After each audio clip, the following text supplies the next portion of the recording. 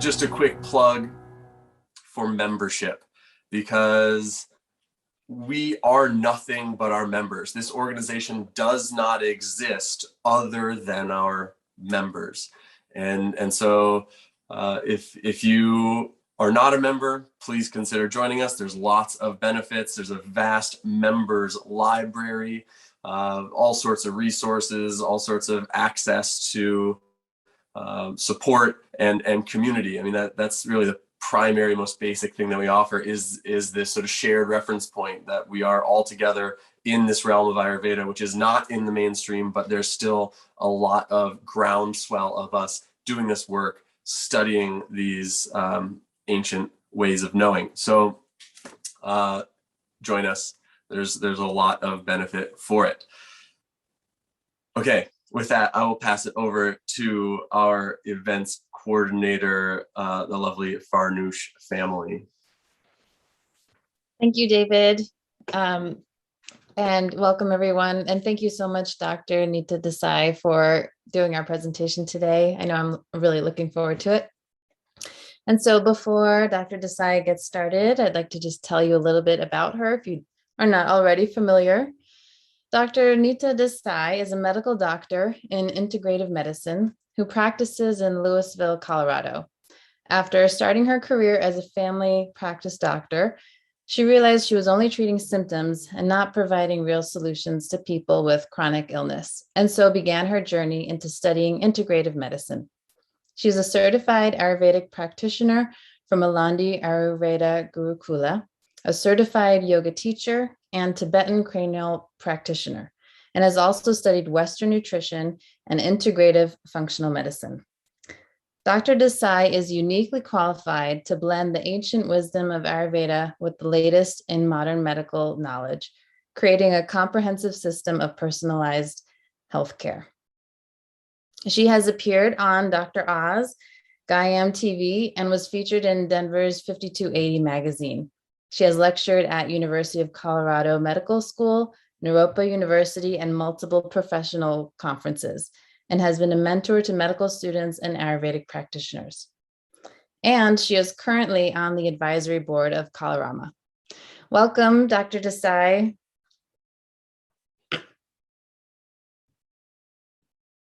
Oh, I think you're muted. Yeah, I just unmuted myself. Okay. Well, hello, everybody, and it's nice to be here.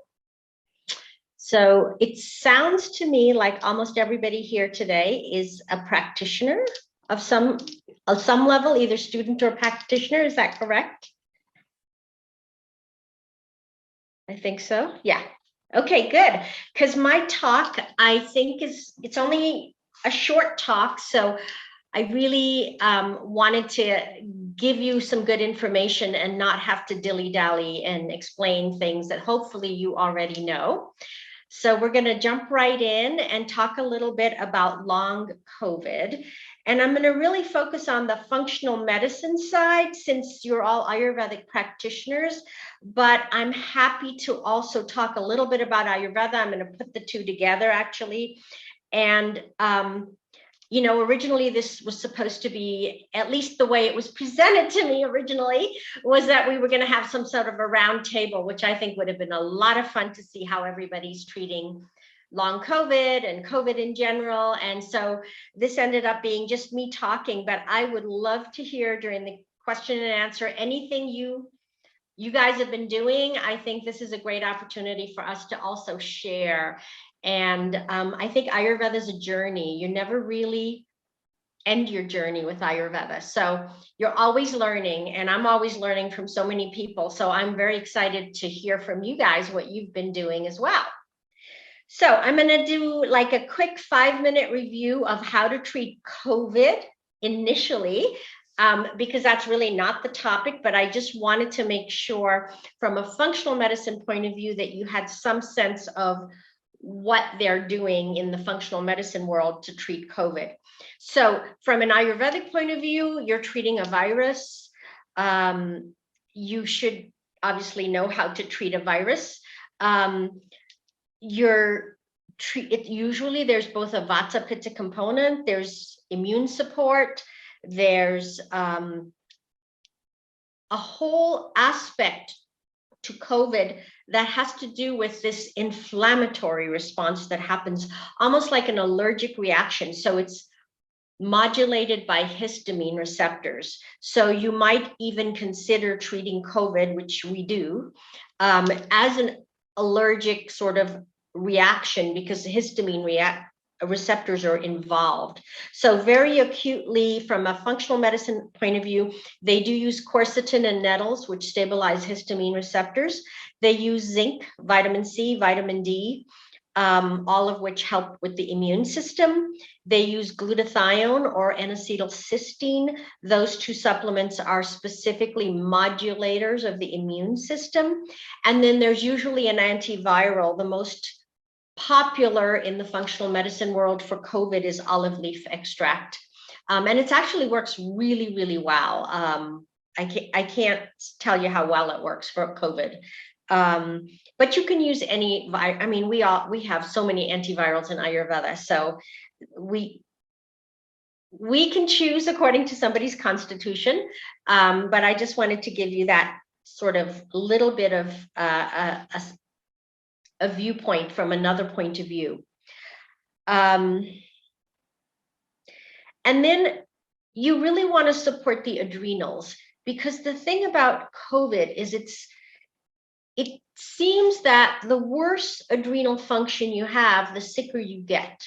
And there's this whole connection between melatonin and COVID. And melatonin is used as a treatment for COVID because it works really, really well. So from our point of view, supporting the adrenals is severe vata type of dysfunction. So we've got so many great adaptogens that we can put in there to help support their adrenal system. So that's just sort of a quick review of generally what you're going to do when somebody comes in and they tested positive and you think they have COVID. So we're going to move on. I don't know if I should let you ask questions in between. I just want to make sure I'm not leaving people behind and going a little too fast. So we could, if you would like, we could do the questions at the end. It's your preference, Dr. Desai, if you want the questions to come in through the chat or wait till the end. It's up to you. Let me go through a couple of things and how about we stop at various little points and then ask the questions for that little section. Otherwise, you're going to get so lost that if you have, if I go too fast, I don't want to lose people. So if anyone just has a quick question about basic COVID, because we're going to try to really focus on long COVID. Okay, I'm going to keep going then.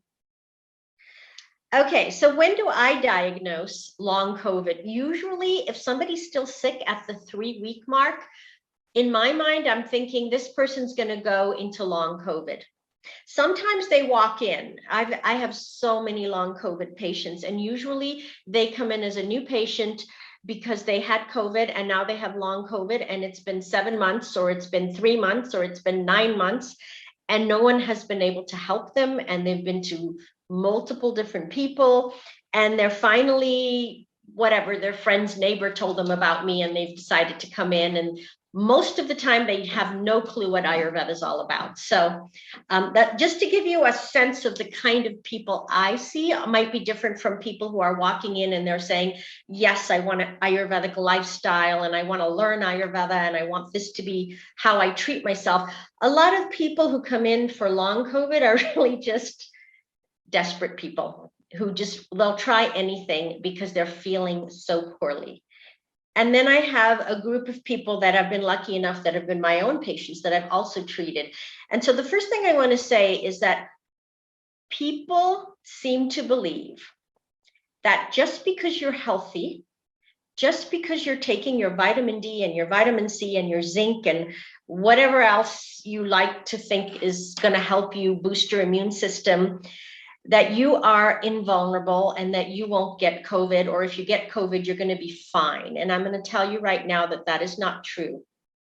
I have had some very young, very healthy patients who got COVID, who were on all of the things that, we all put people on to support their immune systems, and they did get quite sick. And I would say that the majority of them they had some adrenal dysfunction going on. So adrenals are really, really important. And that's really hard because who doesn't have an adrenal dysfunction? I mean, we're all stressed out. The very fact that COVID is here is stressing people out, and people are getting more and more and more fatigued. So we're in this kind of catch-22 situation, and school was so stressful for so many moms, and there were just a lot of people that I saw getting sick and getting very sick because I think the mental emotional stress sort of overrode everything else that was going on. And then once they got COVID, they just went downhill.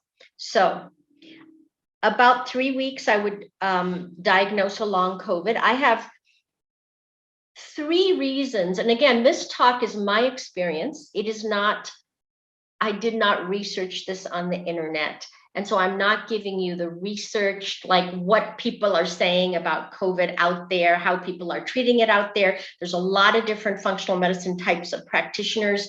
Some are more naturopathic, some are more functional medicine, some are all kinds of different.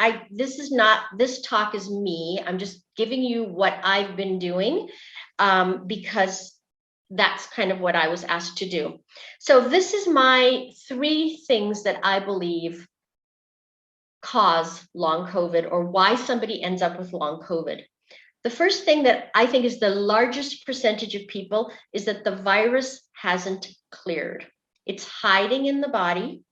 It's hiding from the immune system. It's figured out how to hide from the immune system, and it's continuing to cause low-grade infection, low-grade inflammation. It's continuing to stress out the body because it's still very active, but in a hidden way.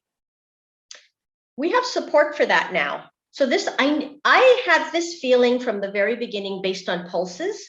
There was just crummy in there. It was like the virus wasn't gone. And then they came out with this whole research study that showed that people that got vaccinated who had long COVID, 50% of them immediately within 2 or 3 days would get completely better. Like all their long COVID symptoms would go away. And that was like my first clue. Another 25% will get a little bit better. And then about 25%, nothing happens. So that kind of for me was support that these people have a virus, but their immune system is so overwhelmed it can't fight the virus anymore, or the virus is somehow hiding. And what must happen when they get the vaccine is that the vaccine shows the immune system here's the bad guy, this is what you're supposed to be fighting, and they're able to actually recover because of that. So that's the first reason that somebody might have long COVID, is that they actually still have a virus in their body. It could be 7 months later. I've seen people 7 months later and they're still got the virus in their body. It doesn't come up on a blood test. I'm telling you that right now. Their COVID tests will be negative because the virus is hiding. It's hiding in tissues, deep tissues. Sometimes it's in their heart. I had one very young athletic guy who came to see me, and he had cardiomyopathy, COVID-related cardiomyopathy. He'd seen everybody and no one was able to help him. He was an athlete, and for him was devastating. And the first thing, as soon as I felt his pulses, I'm like, you have COVID in your heart. You have the virus. It is in your heart. So this is the weirdest thing, because I've never had to do this before, is feel in the pulses for a virus in places that you never felt it before. You know, normally you look for viral, like krumi in the rasa dhatu is traditionally what Dr. Lad says is how you might pick up a viral infection.